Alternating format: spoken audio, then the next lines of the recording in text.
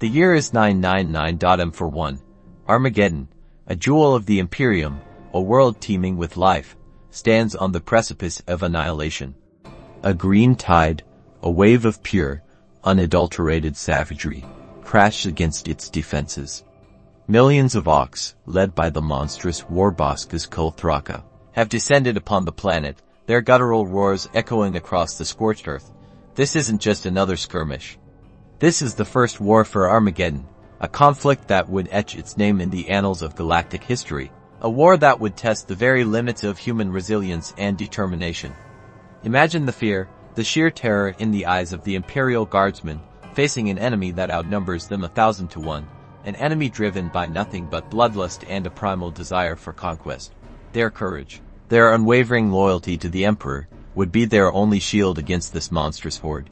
Commissar Yarrick, a man forged in the fires of countless battles, stands as a beacon of hope amidst the chaos. He's not just a leader. He's a symbol of defiance, his presence inspiring his men to fight with a ferociousness that matches the Ork's brutality. He understands the stakes. Failure means the enslavement or extermination of billions.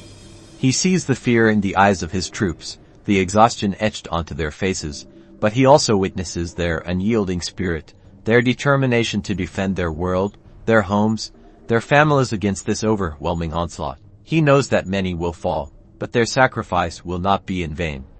It will buy time, precious time, for the Imperium to muster its full might. The fighting is relentless, brutal, a symphony of explosions and screams. Last guns blaze, bolters roar, and the earth trembles under the weight of the conflict. Imagine the deafening roar of battle, the stench of burnt flesh and cordite filling the air. Each guardsman fights with the desperation of a cornered animal, knowing that one wrong move could mean certain death. Yet, amidst the carnage, there are moments of heroism, acts of selfless courage that defy belief. Brothers in arms covering each other's backs, offering a final cigarette to a dying comrade, whispering a prayer to the Emperor as the green tide engulfs them. Ghazghkull Thraka, a towering figure of muscle and rage, leads his legions with terrifying efficiency. He is a brutal warlord, yet beneath the savagery lies a ruthless pragmatism. He understands the value of numbers, the power of overwhelming force. His strategy is simple: crush the Imperial resistance and claim Armageddon as his own.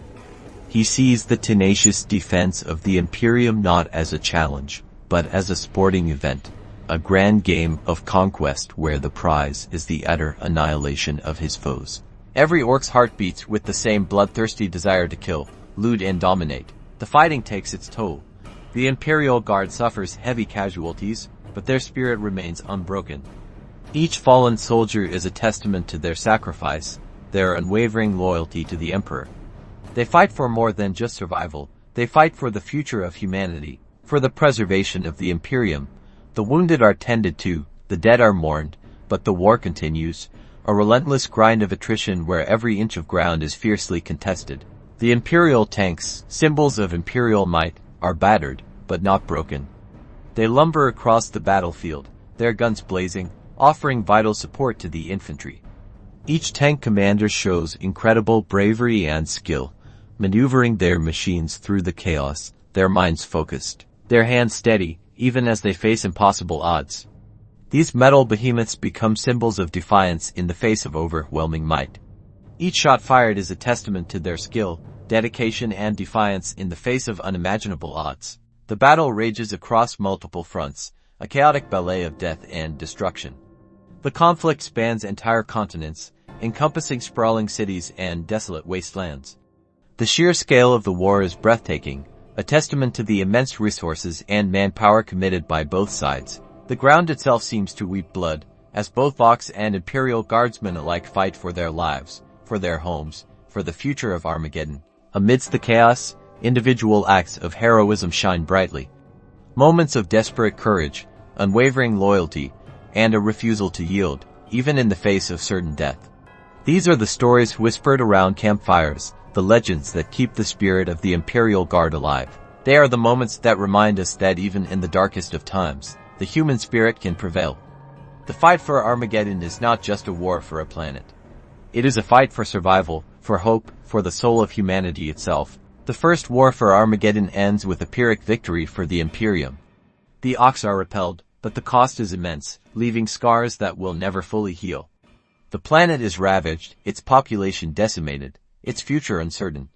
Yet, amidst the devastation, there is a flicker of hope. The Imperium has survived, and the indomitable spirit of humanity has once again proven its resilience. The fight has been won, the blood has been spilled, but the future remains to be seen. Yarrick, scarred but unbroken, surveys the battlefield, his gaze fixed on the horizon. He knows that this is just the beginning.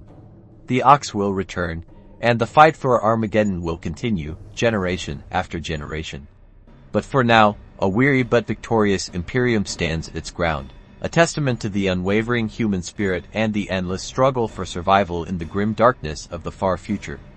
The blood for the blood god has been spilled, but the fight for Armageddon has only just begun. The year is 999. For one, Armageddon, the jewel of the Imperium, a world teeming with life and industry, is under siege. The Ox, a tide of green skin and crude savagery, have arrived, led by the monstrous war boss Ghazghkull Thraka, a being of pure, unadulterated rage. This isn't some minor skirmish. This is the first war for Armageddon, a conflict that would test the Imperium's might to its very limits. Imagine the fear in the hearts of the PDF troopers, the sheer terror of facing a foe that numbers in the millions, a foe driven not by strategy or malice but by an insatiable bloodlust. This war wasn't a clash of ideologies, it was a storm of green fury crashing against the granite walls of human resolve. The fate of an entire world hung precariously in the balance. The air itself crackled with anticipation, the scent of ozone mixing with the coppery tang of blood. Sergeant Marius, a veteran of countless campaigns, felt the familiar icy grip of fear. He'd seen death before, smelled it, tasted it even. But this was different. This was an ocean of green, an unending horde that seemed to defy all logic. He looked at the faces of his men, young recruits mostly, their faces a mixture of terror and grim determination. He knew the odds were stacked against them, yet there was a strange camaraderie, a bond forged in the crucible of war. Each man relied on the next. Each bullet fired a testament to their shared hope of survival. The Emperor protected Euro, that's what they told themselves, and they fought on. The battle raged across the plains of Armageddon, a churning maelstrom of steel and blood. The Imperial Guard, vastly outnumbered, fought with the desperate courage of cornered animals. Their artillery hammered the Ork lines, but the Greenskins were relentless, their crude weaponry matched by their boundless enthusiasm for violence. Tanks exploded in fiery geysers, las cannons screamed, and the ground trembled under the weight of the conflict. Each lost tank, each fallen soldier, only fueled the Ork's bloodlust. Victory seemed a distant dream, a glimmer of hope in a sea of green. The tank commander, Lieutenant Valeria, a woman hardened by years of war, gripped the controls of her battered Lemon Russ. Her crew, a collection of battle-worn veterans, fought alongside her, each shot fired a testament to their unwavering dedication. They stood as a bulwark against the relentless tide, their courage a beacon of hope amidst the carnage. She had made a vow, a promise to herself and her crew, to see this through, no matter the cost. For each other, they would stand. The war wasn't just confined to the open battlefields. The Ox poured into the cities, their brutal savagery turning once thriving metropolises into smoldering ruins.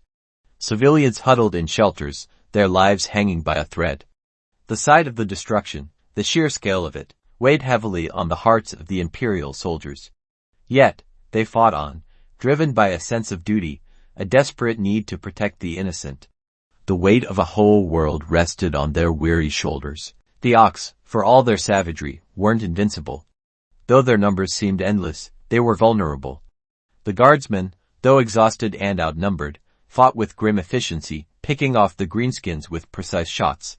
The sounds of battle were deafening, the screams, the roars, the grinding of metal, but there was a growing sense of something changing. It wasn't a clear victory, but a shift in momentum. Reinforcements finally arrived, bolstering the dwindling Imperial forces. The arrival of fresh troops and equipment brought a renewed sense of hope. Yet, the Orks weren't giving up, their bloodlust was as strong as ever. The sight of fresh troops sent a ripple of unease through the Orks. They hadn't expected this. This battle was far from over. Ghazghkull Thraka, the war boss himself, surveyed the battlefield. His rage was palpable, a monstrous force that threatened to consume all. His strategy was simple: crush, kill, and conquer. He was the embodiment of Ork brutality, yet a strange strategy was beginning to evolve. The fighting may have continued, but his pride was hurt. This was not a simple victory. After months of brutal fighting, the tide finally turned. The Imperium, battered but not broken, pushed back the green tide, forcing the Orks into a bloody retreat. The victory was hard-won, purchased with a terrible cost. The world of Armageddon was scarred, but not destroyed. The scars of war remained, etched onto the land and the souls of its defenders. The first war for Armageddon ended, leaving behind a world forever changed. The cost had been immense, countless lives lost, cities reduced to rubble. Yet, amidst the devastation, a stubborn will to survive remained. The victory was a testament to the enduring spirit of humanity, a brutal reminder of the price of freedom, a bitter taste of war leaving behind a legacy of scars both physical and psychological. The Emperor protects, but at what cost? The year is 999. For one, Armageddon, jewel of the Imperium, a world choked by industry and teeming with life, faced its gravest threat. Not some far-off Xenos menace, but a tide of green, a horde of untold billions, the Okwog, led by the brutal Ghazghkull Thraka. For the planetary governor, General Marius, the weight of billions of lives rested on his shoulders. His men, the Armageddon Steel Legion, hardened veterans, knew only the grim reality of war. They weren't heroes, just men, fathers, brothers, sons, clinging to hope in the face of an overwhelming enemy. This wasn't a glorious crusade, this was survival, a desperate fight for their homes, their families, for the very soil they stood on. Sergeant Harker had seen more death than most could fathom. He'd fought in 100 battles, each one chipping away at his soul, leaving behind a man hardened by the horrors of war. Yet, amidst the carnage, a flicker of defiance remained. He wasn't fighting for the Emperor, not anymore. He was fighting for his squad, for the memory of those he'd lost, for the chance of a quiet evening, maybe a few rounds of grog with his comrades. That was all that remained of his dreams. The Orks were a brutal foe. But Harker had found a twisted solace in their savagery, a brutal mirror reflecting the violent essence of his own existence. The Orks were a storm, a green tide that consumed everything in its path. Their numbers were overwhelming, their ferocity unmatched. They didn't fight with strategy, with tactics. They fought with raw, untamed aggression, fueled by a bloodlust that knew no bounds. Their crude weapons were ineffective against disciplined Imperial Guard regiments in the abstract, but sheer weight of numbers ground down even the sturdiest defenses. For the ordinary Ork boy, it was a glorious day of brutal chaos, a celebration of violence. For the Imperial Guard, it was a nightmare made real. The fighting was brutal, close quarters combat in the ruins of Armageddon cities. The air was thick with the stench of burning promethium and the coppery tang of blood. Each day brought new losses, new faces lost to the green tide, yet the Steel Legion held, their lines unwavering. There was no glory, no grand pronouncements of victory. It was a slow, grinding war of attrition, a desperate struggle against a foe who seemed to gain strength from their losses. Yet, hope persisted, a fragile thing, nurtured by the shared desperation of the defenders. The tanks, lumbering behemoths of war, were the backbone of the defense. Each one a fortress, each crew a brotherhood, bound together by shared experiences, by mutual reliance. They were battered, bruised, but unbowed. Their drivers, gunners, and commanders fought not as cogs in a war machine, but as men fighting for survival, their camaraderie providing the strength needed to endure the relentless onslaught. They knew that failure meant not only death, but the utter annihilation of their world. The air war was equally brutal, a ballet of death played out in the skies above Armageddon. Imperial fighters, nimble and deadly, strafed Ork positions, while bombers rained down devastation from above. But the Orks were resilient, their sheer numbers making up for their lack of tactical finesse. The sky was a maelstrom of explosions, a terrifying display of the destructive power of war. Yet, for every Ork felled, another seemed to replace him. The first war for Armageddon raged on for years, a grinding conflict of unimaginable scale. The Orks attacked relentlessly, their tide seemingly endless, yet the Imperial Guard held fast. Their resilience was a testament to their unwavering spirit, their refusal to surrender. They were not invincible, not super soldiers, just ordinary men fighting for their lives, their homes, and their planet. Ghazghkull Thraka, the Ork war boss, was the heart of the WAAGH. a figure of terrifying power and brutality. He was a force of nature, a living embodiment of Ork aggression, driving his hordes forward with relentless fury. He fought not for strategy or glory, but for the sheer joy of combat, the thrill of the kill. His presence was a constant reminder to the Imperial Guard of the immense challenge they faced. Armageddon was scarred, a testament to the brutal war that had raged across its surface.